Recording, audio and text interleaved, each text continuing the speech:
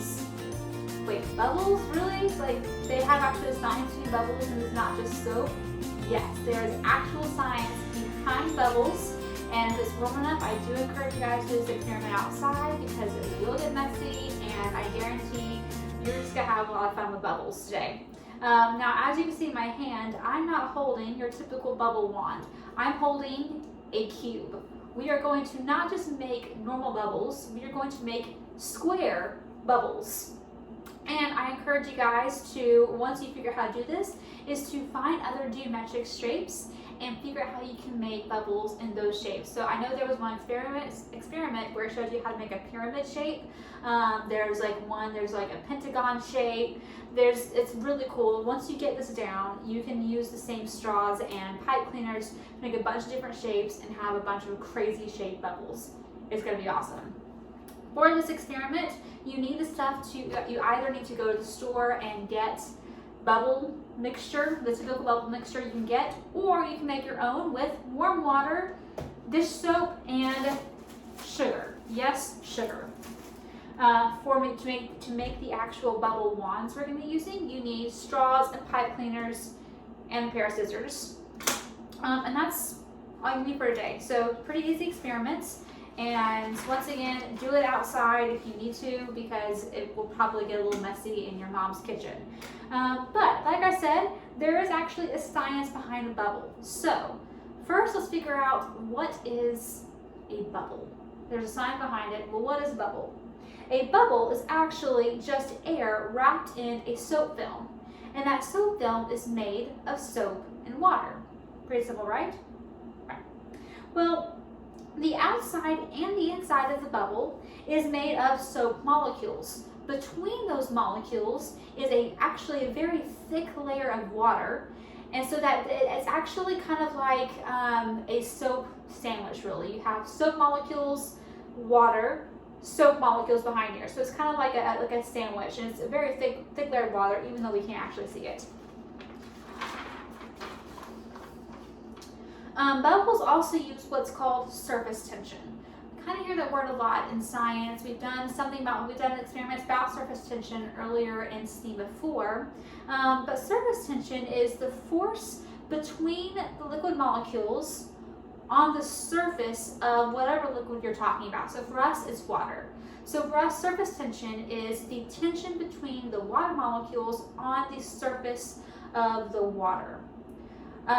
Water molecules usually cling to each other, which causes the water to act kind of like an elastic sheet.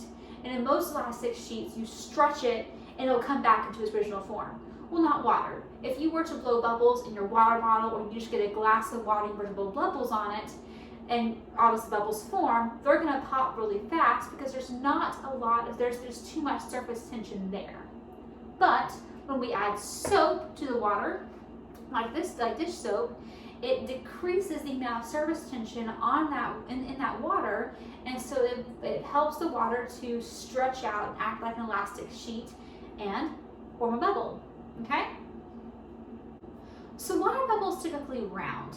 Well, like I said, today we're making a cube bubble, and you can also find instructions to make a pyramid bubble or a pentagon bubble or a bunch of other crazy shaped bubbles. But why are bubbles typically round? And in fact, whenever we do our experiment and we let our bubble kind of go off our cube here, it's going to naturally form back into that round circle sphere shape. Why?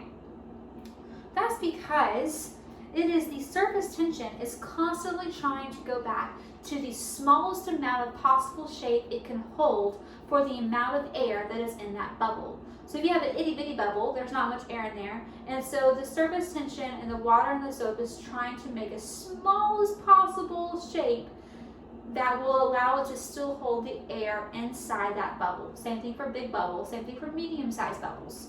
That's just how it goes, which is actually very interesting. In nature, because it's springtime and we're going to start seeing insects out and everything, you're going to start seeing maybe some bees buzzing around, making beehives and everything. They actually do the same thing that bubbles do.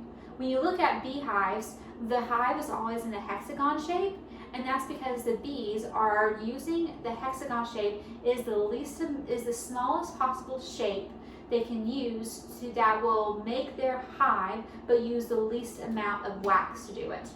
It's actually kind of cool. So bees and bubbles do the same thing basically. They're just trying to figure out a shape that uses the least amount of possible resources to make that shape to hold whatever they need to hold in there, which is very interesting. And actually, people have been inspired by bubbles in recent years to build buildings. What? Building buildings. Yes, I am speaking the truth.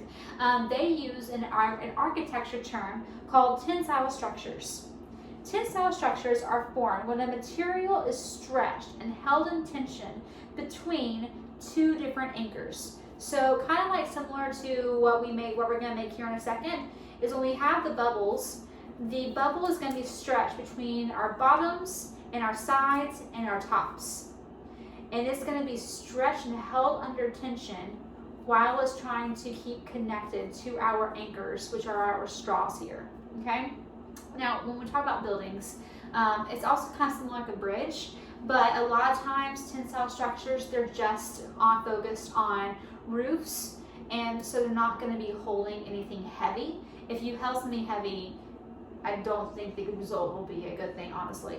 But I actually have some pictures here, hopefully you guys can see it well on the camera, of 4 famous architects who were responsible for making tensile structures in the past century. It actually look kind of crazy. So here is Frei Otto, who made kind of like this tent-shaped structure. And then we have Antonio Gatti, who made the roof on this one. Is really interesting to look at. It kind of reminds me of a little bit of like stacking bubbles on top of each other, plus like beehive, like a vertical beehive. Kind of, I feel like kind of went with those 2 ideas and put them together to see what happens.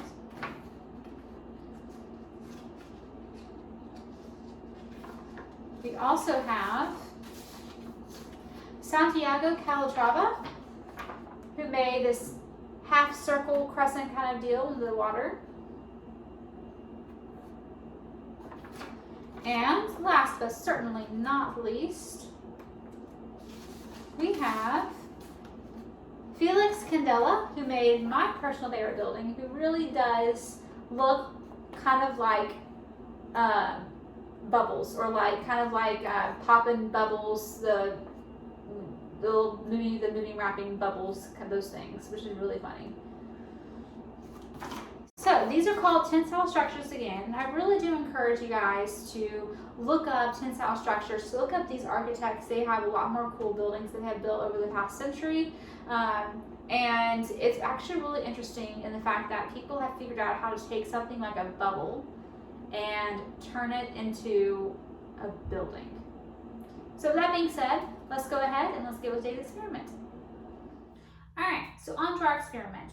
I took my bubble example that I showed you guys earlier apart, because I already had my straws cut to the size I needed. But what you're going to do is you're going to take several straws and you're going to cut them. I need about 12 pieces, like kind of like this. That's all about roughly as close to the same size as you can possibly get. Okay. For pipe cleaners, I attached 2 long ones together, but you're going to need about 4.5, maybe 5, 6, yeah, about 5 pipe cleaners. I have my water here. Like you can see, I have a placemat and a container to hopefully contain any splashing that's going to happen.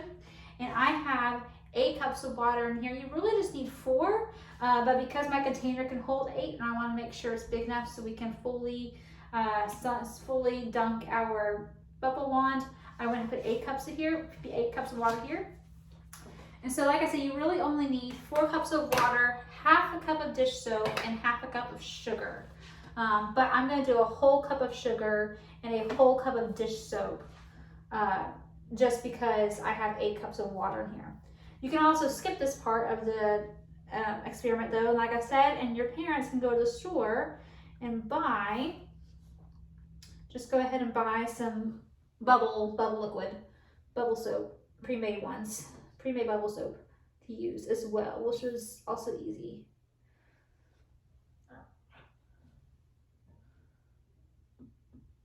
Okay, there's our soap. So we're gonna pour that in there. My water is warm, so I did warm it up in the microwave for about 1 minute and 30 seconds. I don't want it to be boiling hot, but I don't want it to be cold either. So we have that. So now let's go ahead and let's get our sugar. And this is just normal granulated sugar you use to make cookies. So your parents should have some in the house.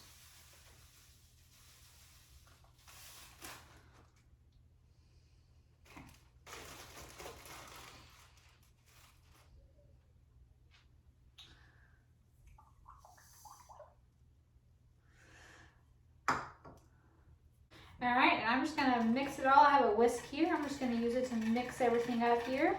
And the reason I'm making my mixture first is because we want it to sit here for a few minutes. We wanna let it sit while we make our bubble wand. And that will hopefully give us better bubbles. Because I'm sure, as everyone knows, when blowing bubbles, it's never a guarantee that you're gonna get the biggest or the coolest bubble around every single time. Sometimes you gotta let it sit, sometimes you just gotta try a few other things, but hopefully we go ahead and mix everything up really well and we let it sit. It'll give us some good bubbles.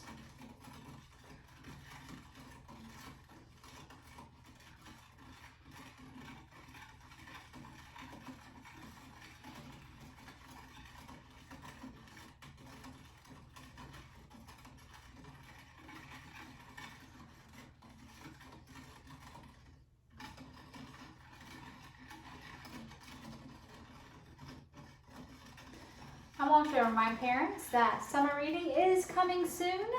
And so registration for summer reading will open at the end of May. We have some exciting things planned for the summertime. We will also, once again, have an online option similar to both last year and Winter Read. They were using the same, if anyone did Winter Read, we're using the same program.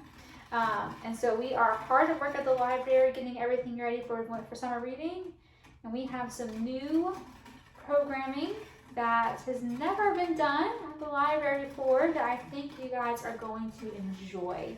And this summer our theme is all about animals. So it's gonna be fun.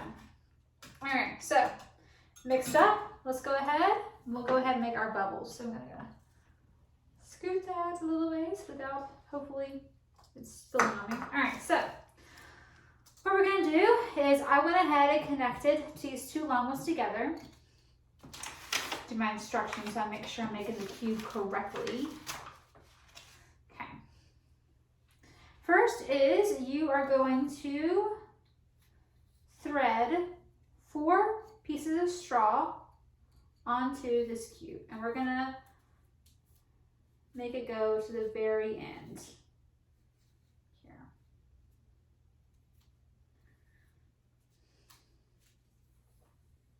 You can do smaller pieces of straw. I was not too small, but you can do small pieces of straw, and you won't have to use as many pipe cleaners that way. You can also, if you want to be low dangerously, you can try using really long pieces of straw and see if you can make bubbles that way. It's a really fun way for you guys to experiment. Do you have what size straw would makes the best size bubbles?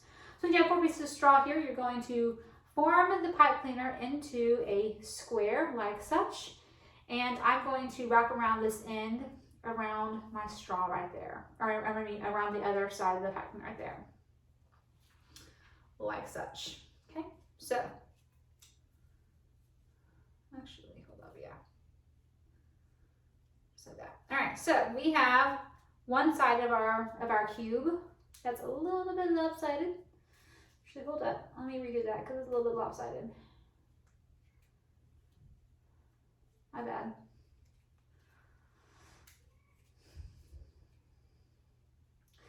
So your cube doesn't have to be perfect, of course. However, You do want to make it look like an actual cube.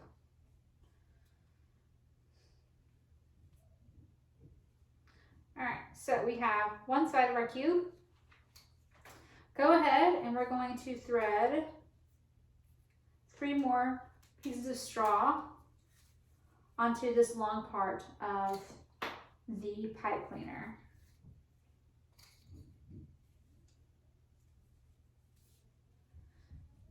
And this is going to make the top. So we're going to once again form it like such.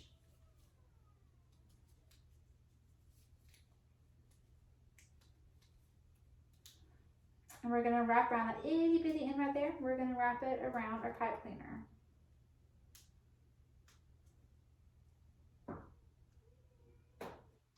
Hopefully. There it goes.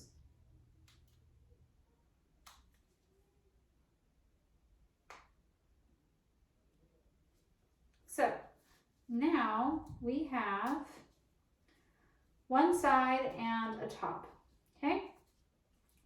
Next, go ahead and take your one of the pipe cleaner, and I'm going to form the back. So I'm going to wrap this around this very end, around one corner of pipe cleaner. Like such. And I'm going to thread 3 more pieces onto here. Maybe 2.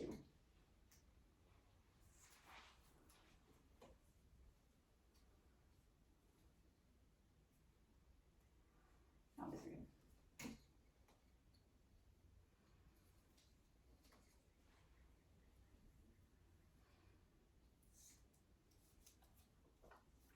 You're going to bend the pipe cleaner again to form the back.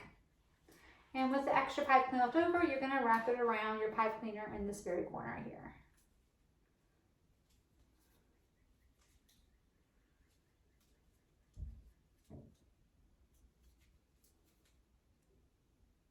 So, as you guys can see, we now have a front, a top, and a back to our cube. Okay? So, next, we're going to take another pipe cleaner. And we are actually alive. We're going to take this, we're going to do this pipe cleaner right here. We're going to wrap around the bottom.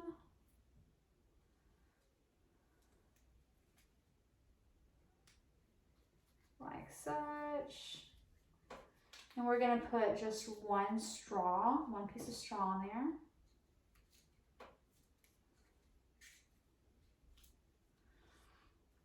And we're going to connect it to the other side.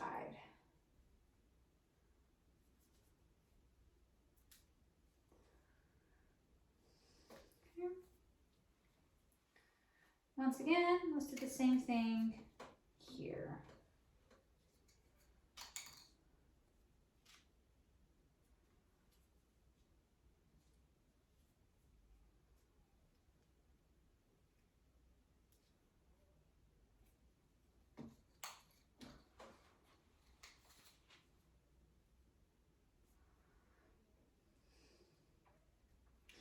And obviously I have previously cut my pipe cleaners for the example that I showed you earlier, but you guys, as you're making them, if you have not already pre-cut your pipe cleaners, you can just go ahead and cut the excess pipe cleaner off as you don't need it anymore. But, so we now have our pipe cleaner, now we have our cube, and I have this yellow one here. What I'm going to do is I'm going to stick this yellow one again through this back straw here. It will go all the way through. Please go all the way through. Something is getting caught. What is getting caught? Okay, let's try a different side. There it goes. And what I'm doing here is I'm kind of making a handle because you know how like in bubble wands you have a handle to hold it as you're dunking the stick into the bubble mixture. Well, this is our handle, so we can pull it out of the bubble mixture easily enough without, hopefully, without our bubble popping. All right, so now that we have our shape, we're going to submerge this thing into our mixture. Now, thin layer of bubbles is gonna be on top. I'm gonna have an extra piece of straw here. I'm gonna try to slowly remove that bubble mixture. Then get all the way in there. Kind of get rid of the film on top.